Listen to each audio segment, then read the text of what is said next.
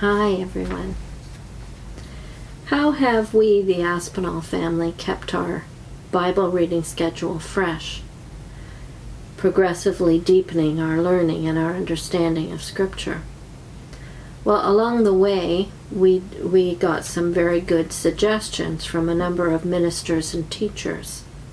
For example, in a sermon that we heard of Charles Price, who served the People's Church in Toronto, he mentioned something that he does in his yearly Bible reading.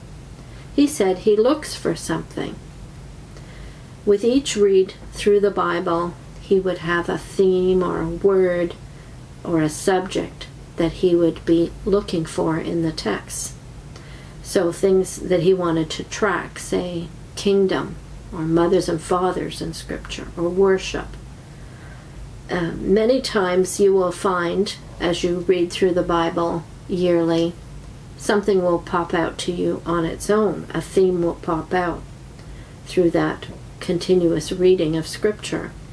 One year I remember noticing how often love God and love your neighbor is found scattered throughout both the Old and the New Testament. Another year, the references to the land promises in Scripture really stood out to us. Another help that we have found is that each new year we change Bible translations.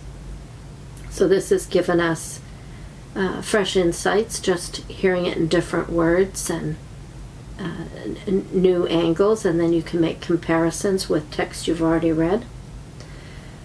We also at one point decided to add something supplementary to our Bible reading schedule. Once we'd gotten into the habit of reading the whole Bible every year, we supplemented it with a devotional commentary.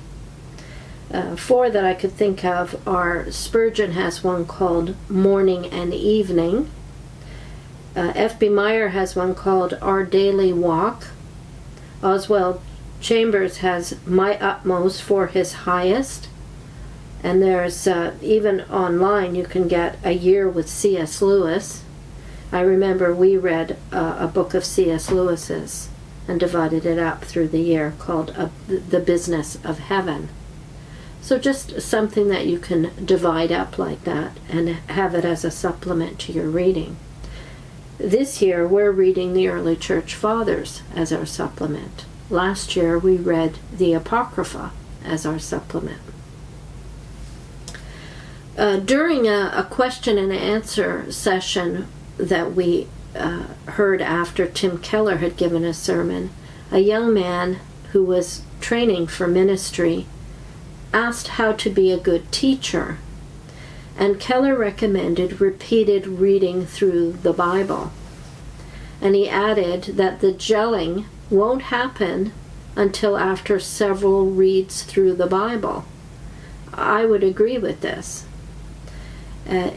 I also think it serves as a protection against accepting a wrong opinion or an arbitrary opinion or reaction to a section or a text in Scripture, a selective text. One begins to form an impression that's based on the entirety of the book you're reading in, and getting a sense of the time and the placement of texts, and also a continuity within the whole of Scripture. That comes from reading it and reading it. So then when someone says something and it doesn't quite sound right, you're going to have that protection that will help you in years to come.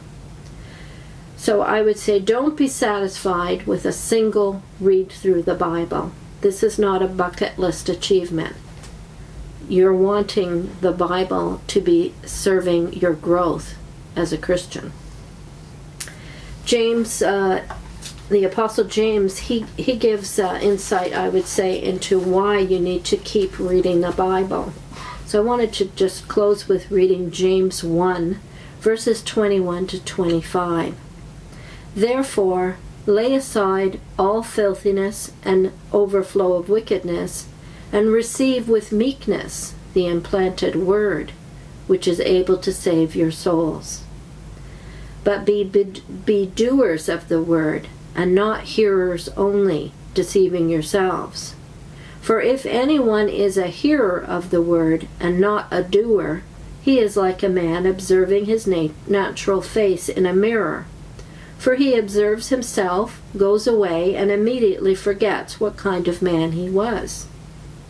But he who looks into the perfect law of liberty and continues in it, and is not a forgetful hearer, but a doer of the work, this one will be blessed in what he does. So just read that last verse again, verse 25. He who looks into the perfect law of liberty and continues in it, and is not a forgetful hearer, but a doer of the work, this one will be blessed in what he does. So repeated readings of the scripture will prevent you from being a forgetful hearer. It will be something that you'll be meditating on it. Things that you've read, you'll be thinking about it, and then it will get, I always think if you read it and listen often, something's going to stick. I think that's true. I'm going to link to 2 videos. One is called JW's Don't Know Bible Context, Nor Do Religious Skeptics Who Misjudge the Law's Severity. That was based on a reading from Wenham's book, The Goodness of God. The second video is C.S. Lewis on why do we need modern translations, not just the King James Version. Till the next time, more tips.